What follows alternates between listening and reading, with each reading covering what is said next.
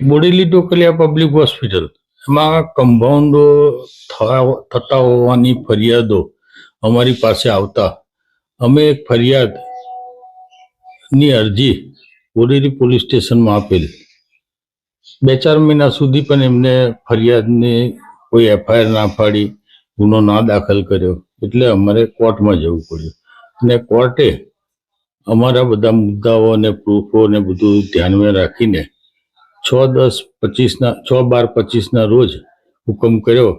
એટલે બોડેલી પોલીસ સ્ટેશને 8/12/25 રોજ અમારી ફરિયાદ દાખલ કરી.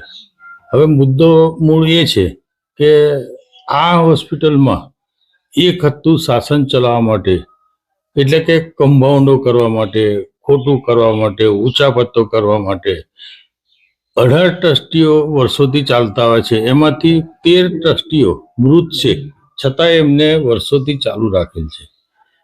બાકીના 2 જે ટ્રસ્ટીઓ છે તે એ લોકો નિષ્ક્રિય છે, એટલે એમને ક્યારેય એજન્ડા આપવા વર્ષોથી આપવામાં આવ્યા નથી એવું જાણવા મળેલ છે. સાથે સાથે હવે એક